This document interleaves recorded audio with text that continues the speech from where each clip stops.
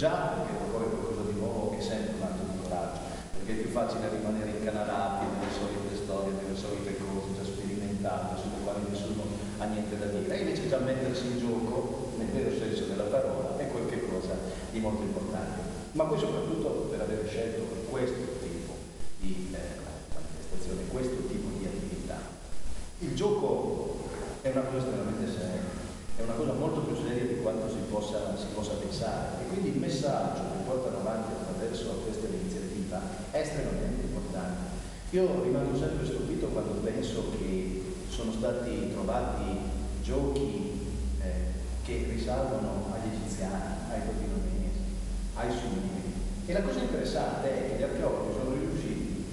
tranquillamente a trascrivere le tavolette dei cuneiformi, che sembrano cose incomprensibili, sono riusciti a tradurre il geroglifico, ma i giochi non hanno ancora capito come funzionasse, non sono ancora riusciti a capire come disponessero le pedine, come hanno trovato le pedine, hanno trovato anche la base sulla quale giocavano, ma non hanno mica ancora capito le regole. E allora questo vuole dire che se sono riusciti a fare un lavoro che è difficile, come tradurre lingue morte, perdute,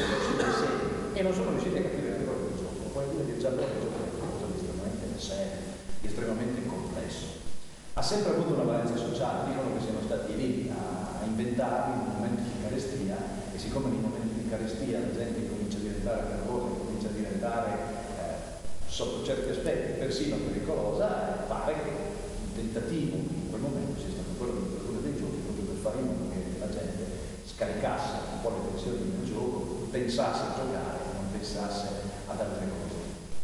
Forse ci sono analogie con momenti attuali nei quali siamo tutti un po' agitati, un po' sempre sotto tensione, un po' sempre di corsa, un po' sempre con il bisogno di trovare il rendimento subito, di arrivare subito al risultato. E allora il fatto di dare una dimensione diversa, il fatto di riproporre qualcosa che consente alla gente di stare insieme, in amicizia, tranquillamente, certo anche con una certa competitività, lecita, questo va benissimo, ma di ritrovare un momento di incontro con un po' di serenità, con un po' di tranquillità, in cui la gente si confronta serenamente, è qualcosa di veramente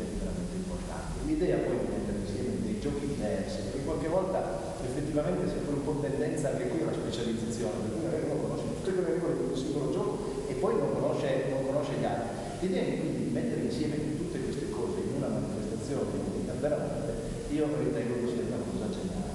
Noi quindi l'abbiamo accolta subito con grande favore, riteniamo che sia una cosa estremamente importante, siamo convinti che avrà un grandissimo successo e nel ribadire ancora fortemente i ringraziamenti